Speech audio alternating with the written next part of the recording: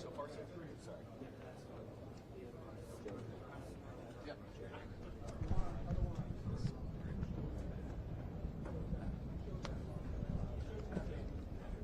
Thank you.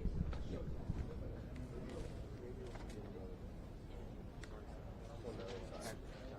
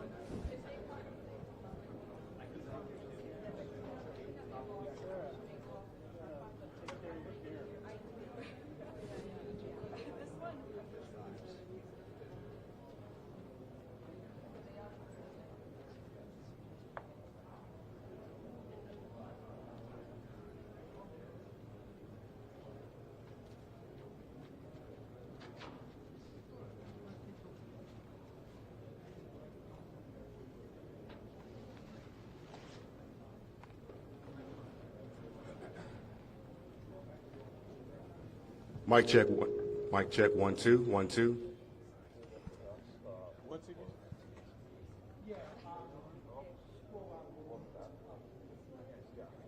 Mic check. 1 2 1 2. Mic check. 1 2 1 2 3 1 1 1 2 1 2 1 2 1.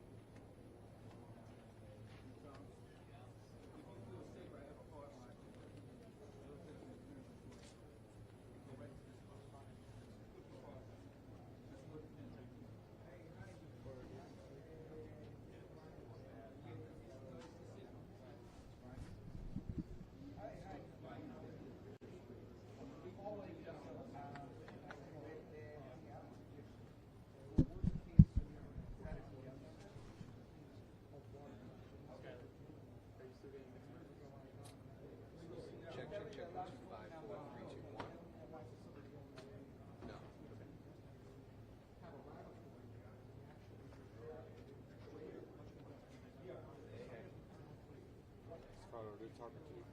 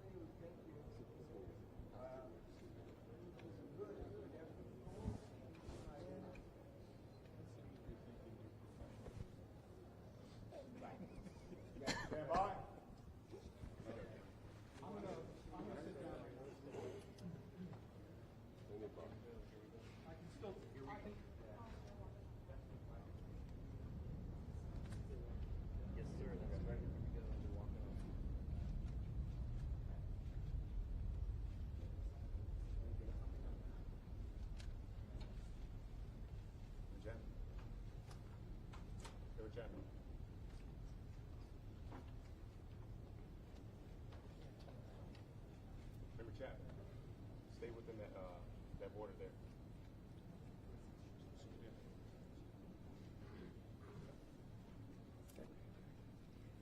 Thank you for joining us. My name is Jennifer Homendy, and I'm the chairwoman of the National Transportation Safety Board.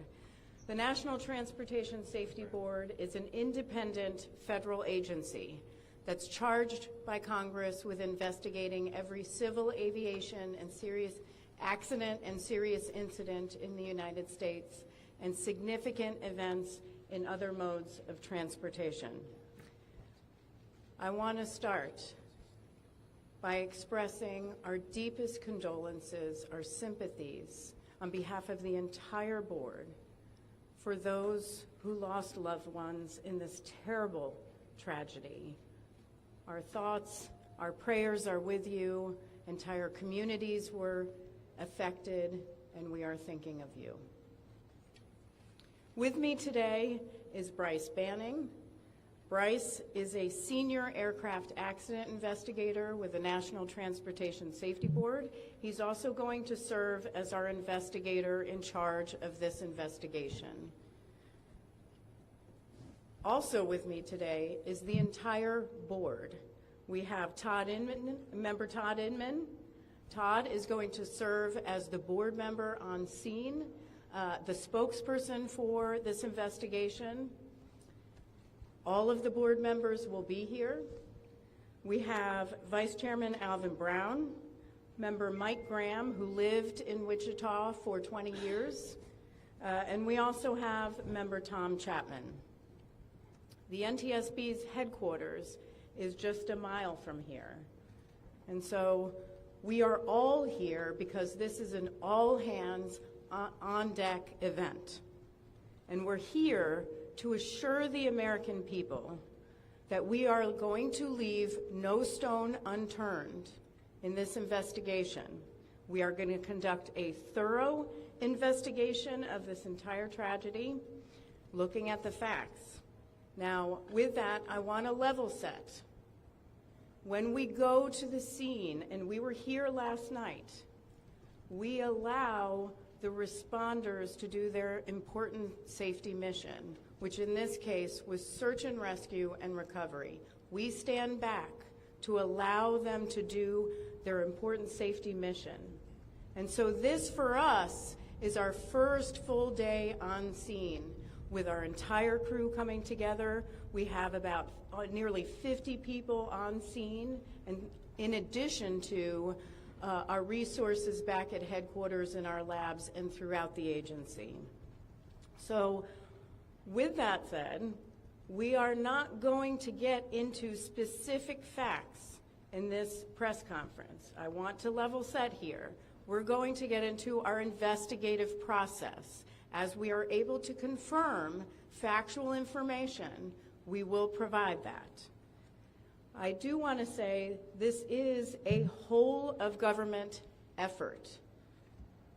I was able to brief, along with others, the President of the United States and the Vice President this afternoon. I want to thank them for their leadership, for their tremendous support of the NTSB, for our investigators, and for the responders that are on scene doing an important mission. I also want to thank Secretary Sean Duffy, who I was communicating with early on after we first got word of this tragedy. We've been working together throughout the day, along with his team at the DOT and within FAA. I also want to thank Secretary Pete Hegseth, who was also integral in working with us today. Chris Rocheleau, the acting administrator of the Federal Aviation Administration. We've heard from many members of Congress on both sides of the aisle, and so I will say this is a tremendous, one more time, whole of government effort. I also want to take a moment and thank the many, many responders that have been on scene. It has been an incredible effort, and I will have a full list that I will provide, that we will provide tomorrow, but I do want to thank them for all their work. With that, I'm going to turn it over to Member Inman for additional remarks.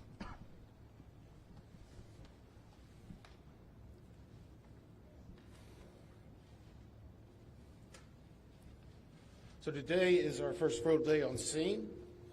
Our investigative team will be on scene as long as it takes in order to obtain all of the perishable evidence and all of the fact-finding that is needed to bring us to a conclusion of probable cause. Our mission is to understand not just what happened, but why it happened, and to recommend changes to prevent it from happening again. Since we're just beginning our investigation, we don't have a great deal of information to share right now. We will keep you informed by giving regular updates as we learn more. Our intention is to have a preliminary report within 30 days, and the final report will be issued once we've completed all of our fact-finding and investigation. Now, we will not be determining the probable cause of the accident while we are here on scene, nor will we speculate about what may have caused this accident. Today, we will be going and having an organizational meeting and establishing our parties to our investigation. We currently have the following parties that are already identified: PSA Airlines, GE Aerospace, Sikorsky, FAA, NACTA, which represents the air traffic controllers, ALPA, which represents the pilots, Army, AFA, which represents the flight attendants. The Transportation Safety Board of Canada will be an accredited representative under Annex 13 of ICAO. They will be supplemented by MHIRG as a technical advisor. They were previously known as Bombardier. The NTSB offers this party status to those companies, government agencies, and associations that have employees, activities, or equipment involved in the accident. We offer that because they will provide technical expertise and relevant information supporting the development of the best possible factual record. Once they join this investigation, they are not permitted to release documents or talk publicly about the investigation without the consent of the NTSB. So I want to stress this. It is only the NTSB that will provide information related to this investigation, with one exception. Regarding the fatalities that occurred, that notification will be handled by the DC medical examiner. We will not be discussing fatalities or names. That will be handled by them as the proper authority. So we want to talk a little bit about our process. We will analyze the facts and determine the probable cause of the accident, and then issue a report of those determinations. I also want to talk a little bit about some additional people that are here with us, and they're very important to us, and that is our family assistance group. Later today, we will be briefing the families. We normally try to do this before a media event, but in this case, they're still arriving. Our family assistance specialists are already working closely with local officials and others to help assist them in their efforts to support everyone that's affected by this accident. And let me just reiterate what the chair said. A loss of life in an aviation accident is very unusual in the United States, and our heartfelt sorrow goes out to everyone that's affected. It affects us, it affects everyone around us. There are a lot of people hurting today. We will help find out what happened. We will do it factually, and we will do it accurately. As part of this, we are going to be standing up some specific working groups. Those working groups will be operations. They will be looking at the history of the accident flight and crew members' duties for as many days before the crash as appears relevant. We'll be forming a structures group, which will be the documentation of the airframe wreckage and the accident scene, including calculation of impact angles to help determine the plane's pre-impact course and altitude. We'll have a power plants group. They will do the examination of the engines and the engine accessories. We'll have a systems group. They will study the components of the plane's hydraulic, electrical, pneumatic, and associated systems, together with the instruments and elements of the flight control system. We'll have an air traffic control group. They will do reconstruction and review of air traffic control systems provided to and including acquisition of pertinent flight track surveillance information, what you might typically think of as radar or ADS-B, along with controller pilot communications. We will also have a survival factors group. They will be doing the documentation of impact, forces and injuries, community emergency planning, and all crash and fire rescue efforts. Also, due to the unique nature of this crash, we will be having a helicopter group as well. Lastly, we will have a human performance group, and this will not be its own group. It will actually be a part of the operations, air traffic control, and helicopter groups.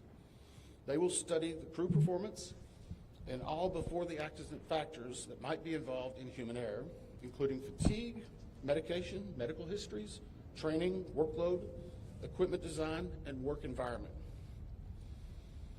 Now we're going to take a few questions, but I will again stress, we don't have a lot of information now.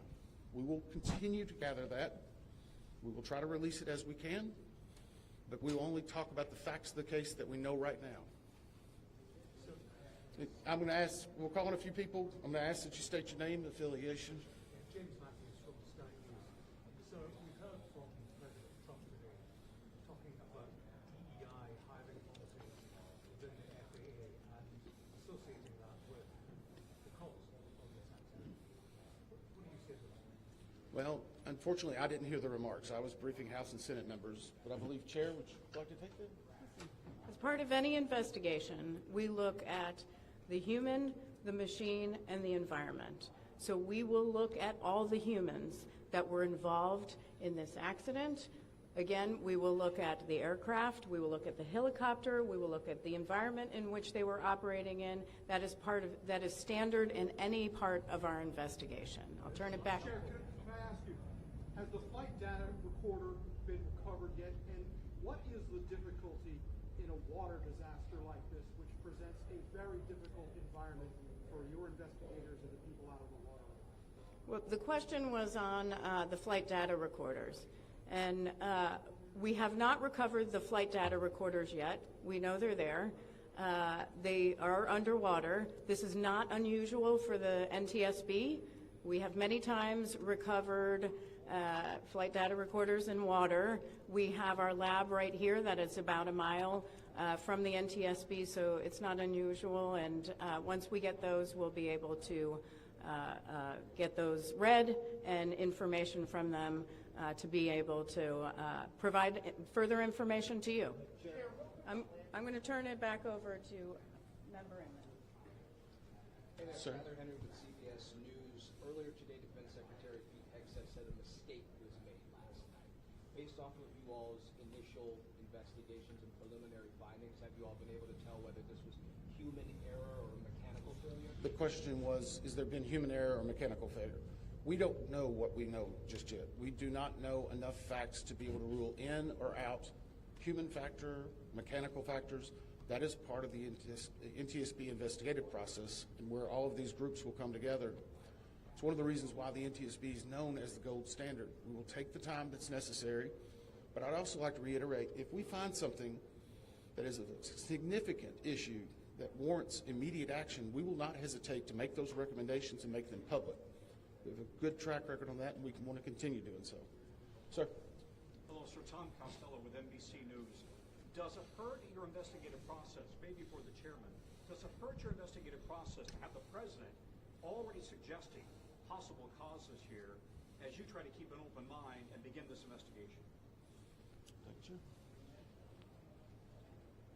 Tom, with all due respect, I think the press also likes to state what probable cause is before we get to the probable cause. So what I'm going to say is you need to give us time. You need to give NTSB, it's not that we don't have information. We do have information. We have data. We have substantial amounts of information. We need to verify information. We need to take our time to make sure it is accurate. That's best for you. That's important for the families. It's important for legislators who are seeking answers to try to figure out what they're going to do about this. And so it will take time. We do have a lot of information, but we need some time to verify that. Yeah, member Chase Williams with Fox Business. I'm wondering about the conditions in the tower last night. Were there any performance issues in the past? Were question is about controllers. As I said, we are just now forming the groups. The controllers do have union representation, which they are entitled to. They'll be working with our party system and our party groups. They'll be conducting interviews. Those interviews will need to be analyzed, transcribed, and other team members will need to look over it. It'll be a long process, but we will go through the entire history.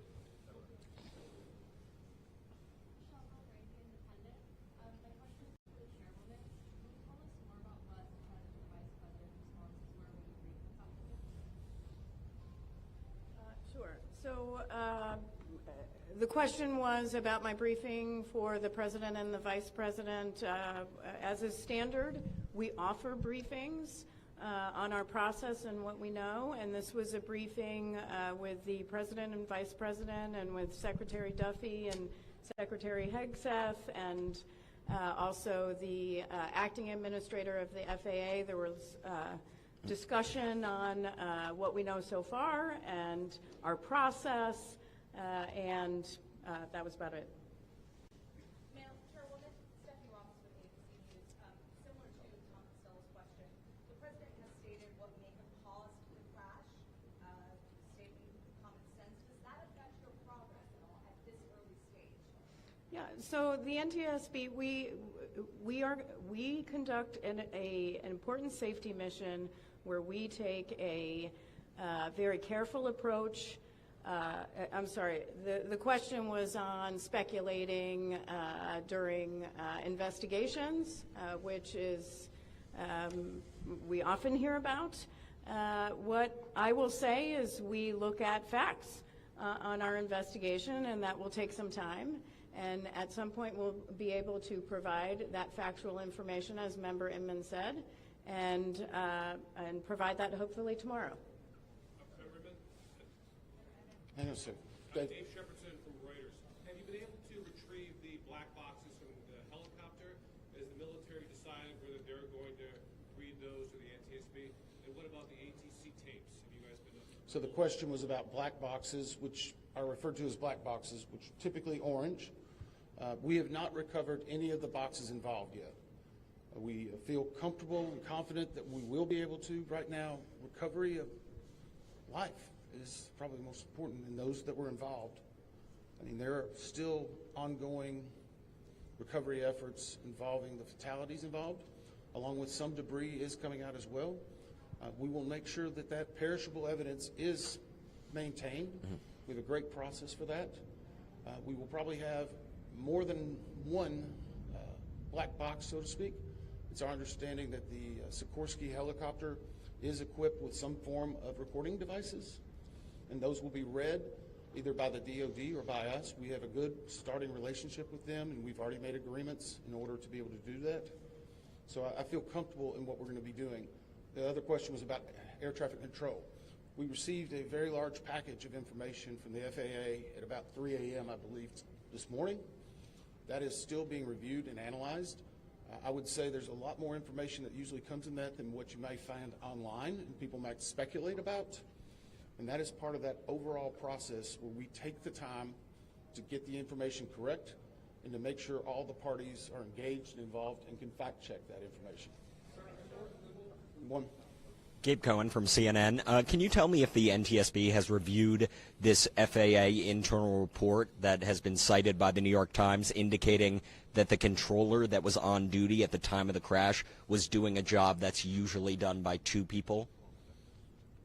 We have not reviewed any specific reports about the controllers at this time, at least from the leadership team. Our investigators are continuing to pull all that information. Their personnel records, their files, where they were at, whether they were fatigued, all that information will be part of that investigative process. But right now we can't speculate on anything that may have been reported in the media until we get the opportunity to validate and understand how it impacts the investigation. We're going to take just a few more questions. Sir?